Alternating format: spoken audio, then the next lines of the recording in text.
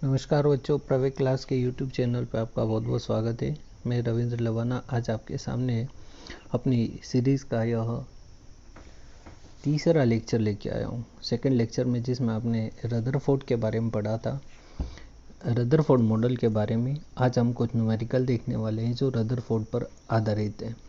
अब कुछ उदाहरण है उनकी अपन बात करने वाले हैं। कुछ आंकिक सवाल है। कल मैंने क्लास में थोड़ी सी गलती से अल्फ़ा पार्टिकल को लेके एक बात बोली थी कि अल्फ़ा कण की अगर मैं बात करूं तो अल्फ़ा कण जिसको अपन ट्वाइस He4 बोलते हैं, अल्फ़ा कण जिसको ट्वाइस He4 कहा जाता है, ट्वाइस He4 में इसका जो मास होता है, जो द्रव्यमान है, वो प्रोटॉन के द्रव्यमान का 4 गुना होता है, 4 mp होता है, 4 mp। और यहाँ पे इसका आवेश की अगर बात करें तो यह इलेक्ट्रॉन के आवेश या प्रोटॉन के आवेश का 2 गुना होता है। इस बात का थोड़ा सा ध्यान रखिएगा। चलिए, अभी आपकी किताब का सवाल है। प्रश्न ये है कि 2.5 मेगा इलेक्ट्रॉन ऊर्जा वाले अल्फ़ा कण की सोने के ऊपर जब बौछार कराई जाती है तो नाभिक Z = 79 द्वारा प्रकीर्णन के दौरान निकटतम पहुंच की दूरी ज्ञात कीजिए। मतलब D = क्लोजेस्ट अप्रोच निकालना है। अब यहाँ पे सोने का परमाणु क्रमांक दे रखा है 79, अल्फ़ा कण की गतिज ऊर्जा दे रखी। यहाँ पे ध्यान रखिएगा, अगर हमें मेगा इलेक्ट्रॉन वोल्ट जैसे 1 मेगा इलेक्ट्रॉन वोल्ट, m से मेगा होगा, m से क्या बनेगा, मेगा। अब 1 मेगा इलेक्ट्रॉन वोल्ट को जूल में बदलना है तो 1 इलेक्ट्रॉन वोल्ट, EV को बोलते हैं इलेक्ट्रॉन वोल्ट, EV को क्या कहेंगे हम, इलेक्ट्रॉन वोल्ट बोलेंगे। और जब EV की वैल्यू इलेक्ट्रॉन वोल्ट है, इसकी वैल्यू अगर हम जूल में निकालेंगे तो इसका मान जो जूल में बनेगा वो कितना बनेगा, 1.6 × 10⁻⁻19 जूल इसका जूल में बनेगा। तो 1 मेगा इलेक्ट्रॉन मतलब 1.6 × 10⁻−13 जूल आपका क्या बन जाएगा, ऊर्जा बन जाएगा। तो अपन ने इसको किस में कन्वर्ट कर दिया, जूल में। और जूल में कन्वर्ट करने के साथ ही इसकी वैल्यू कितनी आ गई, 2.5 × 4 × 10⁻−13 जूल। अब अपना एक फॉर्मूला था जो कल अपन ने निकाला था, ट्वाइस Z E² / 4πε0 K। अब ये 1/4πε0 की वैल्यू आपको पहले ही पता है 9 × 10⁻9 होती है। तो इस 1/4πε0 की वैल्यू हो गई है ना। K क्या है यहाँ पे, K बनेगा आपका गतिज ऊर्जा जो यहाँ दे रखा है। तो K की वैल्यू अपन ने जो निकाली थी यहाँ से कहाँ आ गई है, 4 × ये नीचे गतिज ऊर्जा का मान यहाँ हो गया 2 हो गया, Z ये Z की वैल्यू हो गई, ये इलेक्ट्रॉन के आवेश का मान हो गया। इन सब को वैल्यू को सोल्व किया तो D का मान कितना आया, 9.10 × 10⁻14 मीटर देखने को मिलेगा। तो यह आंकिक प्रश्न जो किस पर आधारित था, ये आंकिक प्रश्न हमारा आधारित था रदरफोर्ड के क्लोजेस्ट अप्रोच के फॉर्मूले पे। अब यहाँ पर एक नेक्स्ट टॉपिक आता है बोर का क्वांटम मॉडल, जिसकी प्रथम परिकल्पना की बात करेंगे, जिसे स्थायी कक्षा बोला, स्टेशनरी ऑर्बिट जिसको 1913 की बात बोली। यह क्यों आया था, बोर का क्वांटम मॉडल प्रतिरूप क्यों बनाया गया था, इसका एक रीजन था। यहाँ पे रदरफोर्ड ने बताया था, रदरफोर्ड की कमी को बोर ने एडवांटेज में बदला था। क्या कमी थी, रदरफोर्ड ने बताया कि इलेक्ट्रॉन क्या करेगा, इलेक्ट्रॉन क्या करता है, वृत्ताकार कक्ष में क्या करेगा, चक्कर लगाएगा। इलेक्ट्रॉन वृत्ताकार कक्ष में क्या लगाएगा, बोलो, चक्कर लगाएगा। इलेक्ट्रॉन वृत्ताकार कक्ष में चक्कर लगाएगा, चक्कर लगाते ही विद्युत चुंबकीय तरंगों का क्या करेगा, उत्सर्जन करेगा। कौन उत्सर्जन करेगा, इलेक्ट्रॉन। कब करेगा, जब वह वृत्ताकार कक्ष में चक्कर लगाएगा। तो उत्सर्जन के दौरान इसकी ऊर्जा का क्या होगा, ह्रास होगा, ऊर्जा का ह्रास होगा, जिसे यह सर्पिलाकार, कौन सा, सर्पिलाकार आकार ग्रहण कर कहाँ जाके गिर जाएगा, सर्पिलाकार आकार ग्रहण कर यह कहाँ गिर जाएगा, लास्ट में सर्पिला आकार ग्रहण कर यह कहाँ गिर जाएगा, नाभिक में गिर जाएगा, नाभिक में गिर जाएगा। और जैसे ही नाभिक में गिर जाएगा मतलब परमाणु का स्थायित्व समाप्त हो जाएगा। यह बात रदरफोर्ड की कमी के रूप में आई थी। अब बोर ने इसी कमी को दूर करने के लिए अपनी पहली परिकल्पना दी। चिर सम्मित भौतिकी की सीमाओं को प्रारंभिक क्वांटम अवधारणाओं के साथ एकीकृत करने का काम नील्स बोर ने किया था।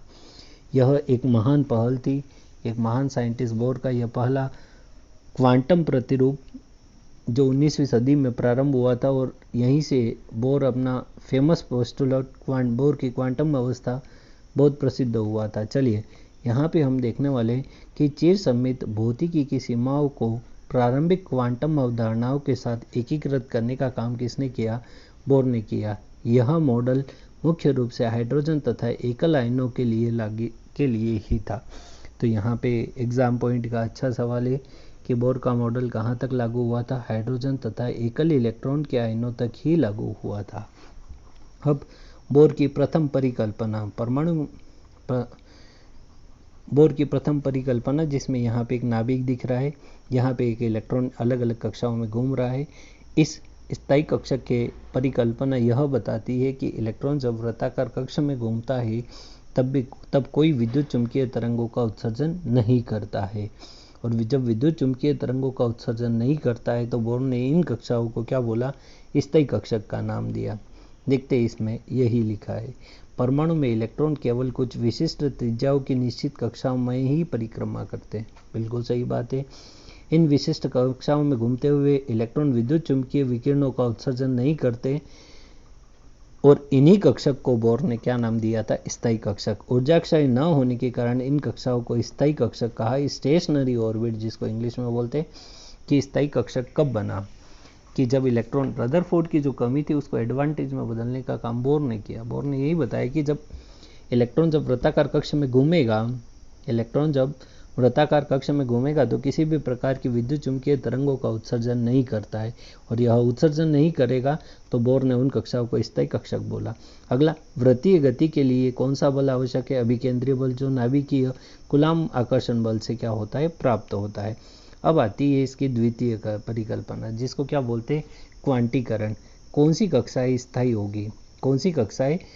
होगी? इस बात को समझने के लिए बोर ने अपना क्वांटम प्रतिरूप दिया था। यहाँ पे एक नाभिक बता रखा है, एक इलेक्ट्रॉन बता रखा है, और इलेक्ट्रॉन v वेग से किसी कक्षक में गति कर रहा है।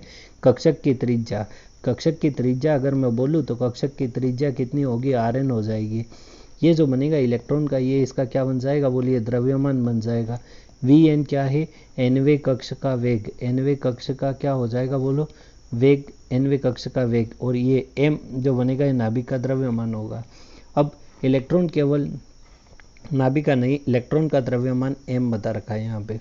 इलेक्ट्रॉन केवल उन्हीं चुनिंदा कक्षाओं में घूम सकता है, उनका केवल कोणीय संवेग h/2π का पूर्ण गुणज होता है।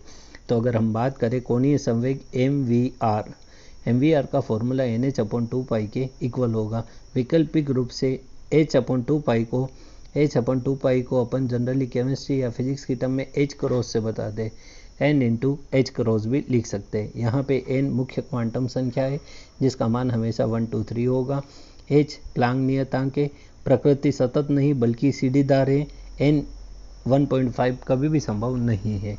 यहाँ पे एक बात ज़रूरी है, अगर मैं बोलूँ कि n का मान फ्रैक्शन में आ जाए, जो कि संभव नहीं है। n का मान हमेशा एक पूर्णांक के रूप में ही होना चाहिए, जैसे 1 2 3 ऐसे ही होना चाहिए। अगर 1.5 2/3 ऐसा n कभी भी संभव नहीं है। तो यहाँ पे हमने दो परिकल्पना देख ली बोर की। पहली देखी थी हमने स्थायी कक्षक, और दूसरा देखा हमने क्वांटम अवस्था।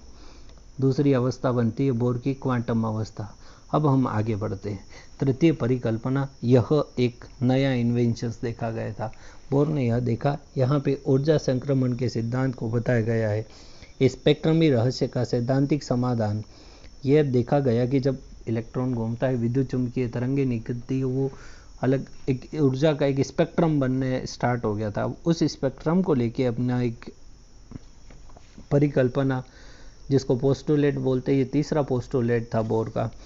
यहाँ बता रखा है कि n=1 इलेक्ट्रॉन जब एक n=3 कक्षा से, उच्च कक्षा से n=1 निम्न कक्षा में संक्रमण कर रहा है। जैसे ही संक्रमण करता है तो ये किसका करता है? यहाँ n=3 से n=1 पे इलेक्ट्रॉन का क्या हो रहा है? संक्रमण हो रहा है। जब इलेक्ट्रॉन n=3 से n=1 पे संक्रमण करेगा तो यह विद्युत चुंबकीय तरंगों का क्या करेगा? उत्सर्जन करेगा। विद्युत चुंबकीय तरंगों का उत्सर्जन करेगा, और ये जो उत्सर्जन होगा ये फोटोन की ऊर्जा के रूप में देखने को मिलेगा, और जिसकी ऊर्जा कितनी होगी? h × new. ये h न्यू आवृत्ति है, न्यू यहाँ पे आवृत्ति है। तो दी गई स्थायी कक्षक में इलेक्ट्रॉन की ऊर्जा नियत रहती है। विकिरण तभी उत्पन्न करता है जब इलेक्ट्रॉन एक कक्षा से दूसरी कक्षा में संक्रमण करता है। बात सही है। स्थायी कक्षक में ये था, बोर बोलते थे कि स्थायी कक्षक में इलेक्ट्रॉन क्या करेगा, विद्युत चुंबकीय तरंगों का ह्रास करेगा, लेकिन ऐसा नहीं है। बोर ने, रदरफोर्ड ने बोला था कि, मैंने थोड़ा गलत बोल दिया, इसके लिए सुधार करेंगे। रदरफोर्ड ने कहा था कि इलेक्ट्रॉन जिन कक्षाओं में घूमता है वहाँ विद्युत चुंबकीय तरंगों का उत्सर्जन करता है, लेकिन बोर ने बोला कि वो स्थायी कक्षक में ऐसा नहीं करता है। फिर उन्होंने बोला कि जब इलेक्ट्रॉन स्थायी कक्षक में रहता है तो उसकी ऊर्जा नियत रहती है, लेकिन जैसे ही वो संक्रमण करेगा तो ऊर्जा का ह्रास होगा, तब विद्युत चुंबकीय तरंगों का उत्सर्जन करेगा। जब एक इलेक्ट्रॉन En2 से En1 में गिरता है तो ऊर्जा का अंतर एक फोटोन के रूप में उत्सर्जित होता है। तो En2 minus En1 equal to h nu. Nu क्या है? न्यू को बोलते हैं आवृत्ति, और आवृत्ति का फॉर्मूला क्या होता है? c डिवाइड बाय लेमड़ा होता है। आवृत्ति का फॉर्मूला कितना होगा? c divide by lambda.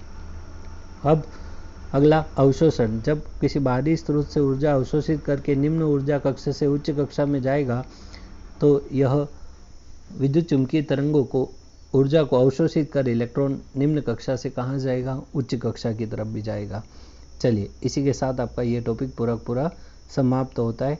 तो यहाँ आज हमने सीखा बोर के 3 प्रतिरूप थे। पहला है स्थायी कक्षक की बात की, दूसरी है क्वांटम अवस्था MVR इक्वल टू NH/2π, और तीसरा होगा En2 minus En1 equal to hc/λ। यहाँ पे एक नाभिकीय अवधारणा भी आती है, न्यूक्लियर कंसेप्ट भी आती है। इस कंसेप्ट में इलेक्ट्रॉन नाभिक के चारों ओर वृत्ताकार कक्ष में चक्कर लगाता है। चक्कर लगाने के लिए आवश्यक अभिकेंद्रीय बल कूलाम के नियम से प्राप्त होता है। यही बोर के पूरे पोस्टुलेट थे, जिसको हमने 1 वर्ड के अंदर समझ लिया है। चलिए, अगली क्लास के अंदर हम बोर के हाइड्रोजन परमाणु के लिए कक्ष की त्रिज्या, वेग और कुल ऊर्जा की बात हम करने वाले हैं। धन्यवाद।